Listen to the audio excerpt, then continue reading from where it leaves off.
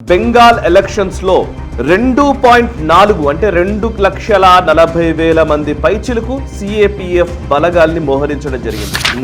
రాత్రి సాయంత్రం 6 గంటల నుంచి ఉదయం 6 గంటల వరకు బైక్ల మీద వెళ్ళడానికి కూడా వీల్లేదు. గత 6 సంవత్సరాల్లో అంటే 2020 సంవత్సరం నుంచి ఇప్పటి వరకు చూస్తే ఏ రాష్ట్రంలోనూ జరగనంత హింస బెంగాల్లోనే జరిగిందట. ఆంధ్రప్రదేశ్లో 2024 అసెంబ్లీ ఎన్నికల్లో 89 హింసాత్మక ఘటనలు. నమస్తే, welcome to right angle. Bengal polling count down మొదలైంది. ప్రచార హోరు ముగిసింది. ఇక పోలింగ్ తంతు మిగిలింది. మొదటి దశ పోలింగ్ ఏప్రిల్ 23వ తేదీన జరగబోతోంది. ఏప్రిల్ 29వ తేదీన రెండవ దశ పోలింగ్ జరగనుంది. మొదటి దశలో 152 నియోజకవర్గాల్లో పోలింగ్ నిర్వహించబోతున్నారు. రెండవ దశలో 142 నియోజకవర్గాల్లో పోలింగ్ జరగనుంది. ఈ నేపథ్యంలో బెంగాల్ చుట్టూ లేదా బెంగాల్ లోపల ఒక భద్రతా వలయాన్ని క్రియేట్ చేశారు అమిత్ షా గత డిసెంబర్ నెల నుంచి ఇప్పటి వరకు కూడా పూర్తిగా బెంగాల్ మీద ఫోకస్ పెట్టి అక్కడ పనిచేస్తూ ఉన్నట్టుగా కనబడుతోంది. ముఖ్యంగా భారతీయ జనతా పార్టీని అధికారంలోకి తీసుకురావడం కోసం ఆయన అన్ని రకాల ప్రయత్నాలు చేస్తూ ఉన్నారు. ముఖ్యంగా హోం మంత్రిగా ఉండడం వల్ల కూడా అక్కడ ఎటువంటి లా అండ్ ఆర్డర్ ఇష్యూ రాకుండా పూర్తిగా భద్రతా బలగాల్ని మోహరించడం జరిగింది. దేశంలో ఏ రాష్ట్రంలో లేనన్ని బలగాల్ని ఇవాళ బెంగాల్లో మోహరించారు. 2021లో అసెంబ్లీ ఎన్నికల ఫలితాలు వచ్చిన తర్వాత లేదా ఎన్నికలు జరుగుతున్న వేళ విపరీతంగా అక్కడ హింసాత్మక సంఘటనలు చోటు చేసుకున్నాయి. అనేక మంది పైన దాడులు జరిగాయి. హిందువులు బిక్కుమంటూ పోలింగ్ స్టేషన్లకు వెళ్ళలేని స్థితిలో కూడా కొంతమంది ఉన్నారు. అండ్ పోలింగ్ ఫలితాలు వచ్చిన తర్వాత ఎవరైనా బీజేపీకి సపోర్ట్గా ఓటింగ్ చేసినటువంటి ఊళ్ళల్లో అయితే నిజంగా చెప్పాలంటే ఒక మారణకాండ సృష్టించారు. అట్లాంటి టైంలో బెంగాల్ నుంచి చాలా మంది హిందువులు వేరే రాష్ట్రాలకు వెళ్ళిపోయిన సంఘటనలు కూడా మనకు తెలుసు. ఈసారి అవేవి పునరావృతం కాకుండా ఈసారి ధైర్యంగా హిందువులు ఓట్లు వేసే విధంగా ప్రతి ఒక్కరూ కూడా ధైర్యంగా మమతా బెనర్జీ ఒక రకంగా చెప్పాలంటే నిరంకుశ పాలనకు వ్యతిరేకంగా నిలబడే వ్యక్తులకి స్వేచ్ఛను కల్పించే విధంగా ఈసారి ఎన్నికలు నిర్వహించబోతున్నారు. ఒకసారి ఇమేజెస్ చూడండి. మొత్తం సిఆర్పిఎఫ్ బలగాలతో నింపేశారు. సిఏపిఎఫ్ అంటారు, సెంట్రల్ ఆర్మ్డ్ పోలీస్ ఫోర్సెస్ అంటారు. ఇందులో అన్ని విభాగాలకు సంబంధించినటువంటి అధిపతులతోటి ఏప్రిల్ 21వ తేదీన ఒక సమావేశం జరిగింది. ఈ సమావేశంలో అందరినీ చూడవచ్చు మీరు.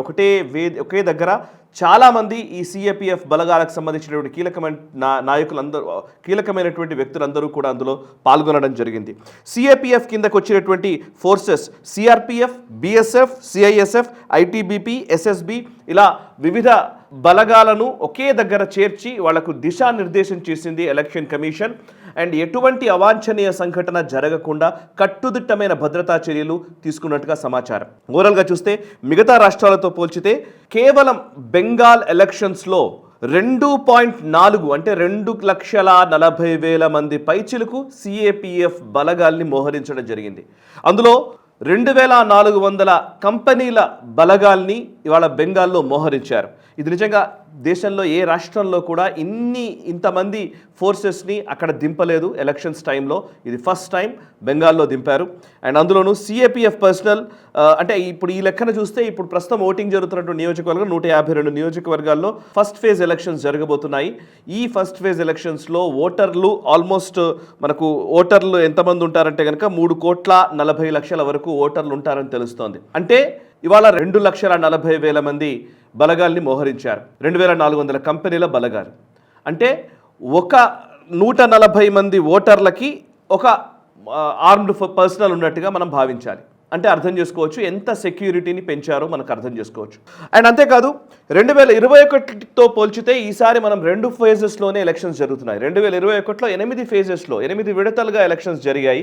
అయితే ఒక దగ్గర నుంచి ఇంకో దగ్గరికి బలగాల్ని పంపించడానికి లేదా అక్కడ ఉన్నటువంటి హింసాత్మక సంఘటనల్లో వాటిని ఆ లా అండ్ ఆర్డర్ ఇష్యూస్ని నిజంగా సమర్థవంతంగా అప్పుడు నిర్వహించలేకపోయారు. సో ఇప్పుడు ఈసారి 2 ఫేజెస్లోనే ఎలక్షన్స్ జరుగుతున్నాయి కాబట్టి ఇంత పెద్ద ఎత్తున బలగాల్ని మోహరించాల్సి వచ్చిందని కూడా కేంద్ర హోంమంత్రిత్వ శాఖ నుంచి ఒక ప్రకటన వచ్చింది.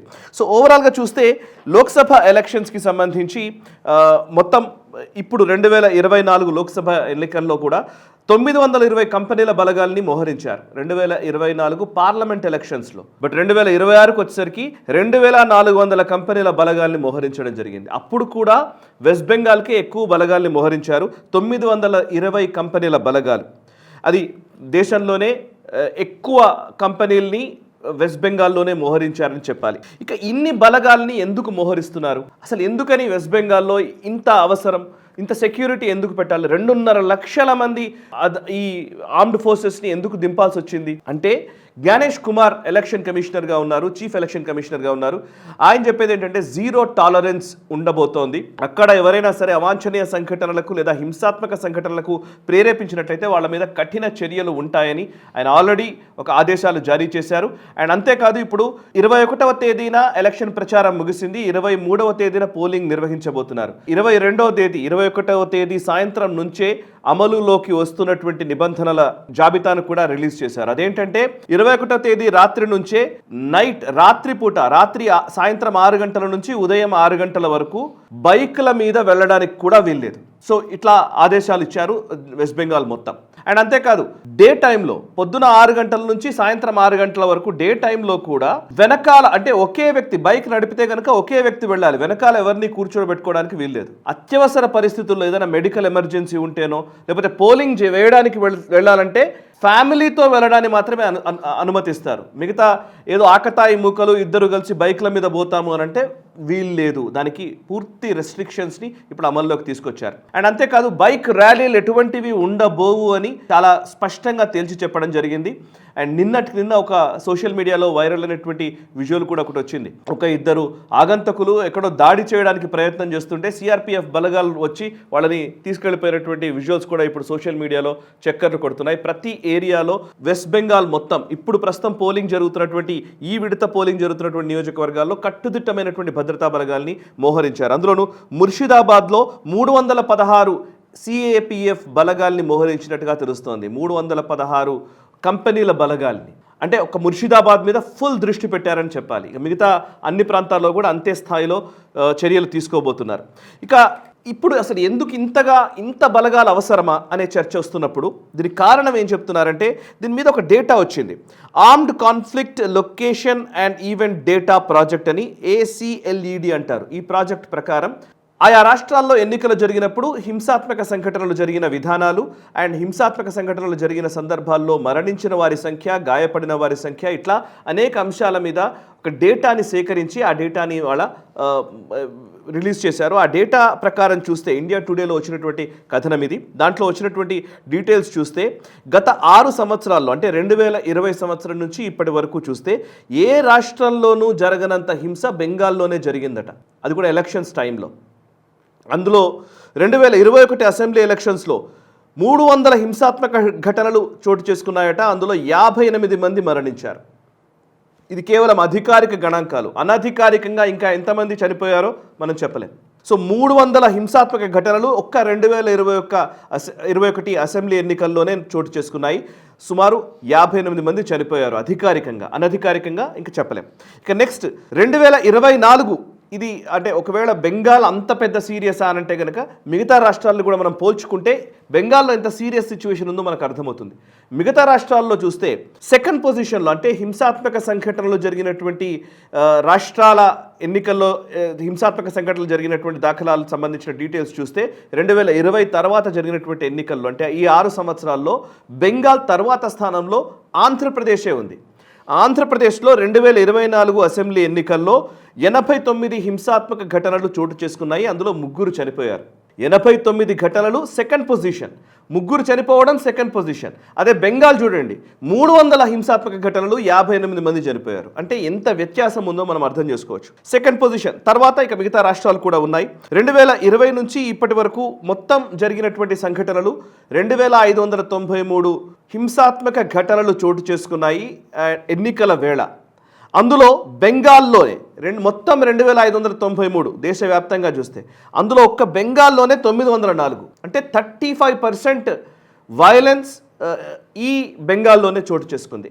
అంతేకాదు చనిపోయిన వారి సంఖ్య మొత్తం ఎన్నికల వేళ ఈ 6 సంవత్సరాల్లో అన్ని రాష్ట్రాల్లో కలిపి మరణించిన వారి సంఖ్య అధికారికంగా 329. అందులో సగానికి పైగా బెంగాల్లో అంటే 168 మంది చనిపోయారు. అంటే ఈ 51% బెంగాల్లోనే మరణించారు. ఇంకా చెప్పాలంటే ఇట్లా కాన్స్టిట్యుయెన్సీ వైజ్ వైలెన్స్కి సంబంధించిన డేటా కూడా ఉంది. ఇందులో చూస్తే బెంగాల్లో మొత్తం 300 ఇన్సిడెంట్స్ జరిగాయని ఇందాక చెప్పాను 2021 అసెంబ్లీ ఎన్నికల్లో. అంటే వైలెన్స్ ఈవెంట్స్ పర్ కాన్స్టిట్యుయెన్సీ, నియోజకవర్గాల వారీగా, అంటే ప్రతి నియోజకవర్గంలో ఎంత వైలెన్స్ జరిగాయి, ఎన్ని సంఘటనలు చోటు చేసుకున్నాయని యావరేజ్ తీస్తే బెంగాల్లో పర్ కాన్స్టిట్యుయెన్సీ వైలెన్స్ 1.02% ఉంది. అంటే ప్రతి కాన్స్టిట్యుయెన్సీలో ఏదో ఒక సంఘటన ఖచ్చితంగా జరిగిందని చెప్పొచ్చు. ఇక యూపీ నెక్స్ట్ పొజిషన్లో యూపీ ఉంది. యూపీలో 2022 అసెంబ్లీ ఎన్నికల్లో మొత్తం హింసాత్మక ఘటనలు 50 చోటు చేసుకున్నాయి. అందులో వాళ్ళ వైలెన్స్ కాన్స్టిట్యుయెన్సీ వైజ్ వైలెన్స్ చూస్తే 0.12%. అంటే మీరు ఎంత వ్యత్యాసం ఉందో అర్థం చేసుకోవచ్చు. ఇక మహారాష్ట్ర, లేకపోతే బీహార్, మధ్యప్రదేశ్, ఈవెన్ కర్ణాటక, తమిళనాడు, రాజస్థాన్ ఇవన్నిటిలో కూడా మొత్తం హింసాత్మక ఘటనలు 40 లోపలే. బట్ బెంగాల్లో 300 పైచిలకు హింసాత్మక ఘటనలు అధికారికంగా రిపోర్ట్ చేయబడ్డవి ఇవన్నీ. అంటే బెంగాల్ ఎంత సీరియస్ సిచ్యువేషన్లో ఉందో మనం అర్థం చేసుకోవచ్చు. లా అండ్ ఆర్డర్ పరంగా ఎంత సీరియస్గా అక్కడ సమస్య ఉందో మనం అర్థం చేసుకోవచ్చు. అందుకే కేంద్ర బలగాల్ని 2.5 లక్షల, సుమారు 2.5 లక్షలు, 2,40,000 సిఏపిఎఫ్ బలగాల్ని అక్కడ మోహరించడం జరిగింది. 2 దశల్లో ఎన్నికలు జరగబోతున్నాయి. ఇక్కడ ఎటువంటి హింసాత్మక సంఘటనలు జరగకుండా కట్టుదిట్టమైన భద్రతా చర్యలు తీసుకోవడం జరిగింది. ఇప్పుడున్న పరిస్థితుల్లో నిజంగా మాట్లాడితే ఇట్లాంటి స్టేట్, మనం ఓకే ఎలక్షన్స్ గురించి మాట్లాడుతున్నాం, ప్రజాస్వామ్యయుతంగా అక్కడ ఎన్నికలు జరగాలి అండ్ ఎన్నికల్లో గెలిచిన వాళ్లే అధికారంలో ఉండాలి, ఇవన్నీ మనం మాట్లాడుతున్నాం. కానీ ఇంత serious law and order situation ఉన్నప్పుడు నిజంగా మాట్లాడితే అక్కడ ఆర్టికల్ 356 పెట్టి రాష్ట్రపతి పాలన విధించాలి. మమతా బెనర్జీకి అసలు ఎటువంటి నైతిక హక్కు లేదు. లా అండ్ ఆర్డర్ని మెయింటైన్ చేసే ఒక పొజిషన్లో ఉన్నటువంటి వ్యక్తి ఎన్ని ఎలక్షన్స్ టైంలో జరిగినవి అనుకుంటున్నారేమో, అంతకంటే ఇంకా దారుణంగా ఇక ఎలక్షన్స్ టైంలో అట్లీస్ట్ సెంట్రల్ ఫోర్సెస్ ఉంటాయి, ఎలక్షన్ కమిషన్ ఉంటుంది. ఎలక్షన్స్ లేనప్పుడు బెంగాల్లో పరిస్థితి ఏంటో మనం ఊహించుకోవచ్చు. ఇంకా సో మొత్తం స్టేట్ పోలీస్ కంట్రోల్లో ఉండేటువంటి పరిస్థితుల్లో లా అండ్ ఆర్డర్ అంతా ఎట్లాంటి దారుణమైన స్థితి బెంగాల్లో ఉంటుందో మనం ఊహించుకోవచ్చు. సో ఓవరాల్గా ప్రస్తుతం అయితే అమిత్ షా ఈ ఎలక్షన్స్ మీద పూర్తిగా దృష్టి సారించారు. అమిత్ షా రంగంలోకి దిగితే లిటరల్లీ మాట్లాడితే ఇలాగే ఉంటుంది. డెఫినెట్లీ ఆయన గత 15 రోజుల నుంచి మొత్తం బెంగాల్లోనే ఉన్నట్టుగా సమాచారం. మధ్యలో కేవలం పార్లమెంట్ స్పెషల్ సెషన్స్ ఉన్నప్పుడు ఆయన వచ్చారు, కానీ అదర్వైజ్ మొత్తం బెంగాల్ మీదనే ఫోకస్ చేశారు. బెంగాల్లో ప్రతి బూత్ మేనేజ్మెంట్ దగ్గర నుంచి పై వరకు అన్నిటి మీద దృష్టి సారించారు. ఏది ఏమైనా గెలుస్తారా, భారతీయ జనతా పార్టీ గెలుస్తుందా అంటే ముస్లిం ఓటు బ్యాంకే కీలకం కాబోతుంది. కాబట్టి ముస్లిం ఓట్ స్ప్లిట్ అవుతుందా, ఫ్రీ అండ్ ఫెయిర్ ఎలక్షన్స్ నిర్వహిస్తే, లా అండ్ ఆర్డర్ సమస్యలు లేని ఎలక్షన్స్ నిర్వహిస్తే ప్రజలు స్వచ్ఛందంగా భయం లేకుండా ఎవరు అంటే టీఎంసీకి అగెయిన్స్ట్గా ఓటు వేసినా పర్వాలేదు అన్న భరోసా వస్తే, ఒకవేళ మాస్ ఓటింగ్ జరిగితే హిందువులు వేస్తే భారతీయ జనతా పార్టీ అధికారంలోకి వచ్చినా ఆశ్చర్యం లేదు. So let's wait and see. ఇది బెంగాల్కి సంబంధించినటువంటి రీసెంట్ అప్డేట్. ఈ వీడియో నచ్చితే లైక్ చేయండి, 10 మందికి షేర్ చేయండి. మనసా వాచా కర్మణ, దేశహితం కోసం నేషనలిస్ట్. ఈ వీడియో మీకు నచ్చినట్టయితే లైక్ చేయండి, 10 మందికి షేర్ చేయండి. అలాగే కామెంట్ల రూపంలో మీ అభిప్రాయాలను మాతో పంచుకోండి. Nationalist hub group of channels ను సబ్స్క్రైబ్ చేసుకుని తెలుగునాట జాతీయవాద జర్నలిజాన్ని ప్రోత్సహించండి. ఈ వీడియో కింద ఉన్న బెల్ ఐకాన్ పై క్లిక్ చేయడం మర్చిపోవద్దు.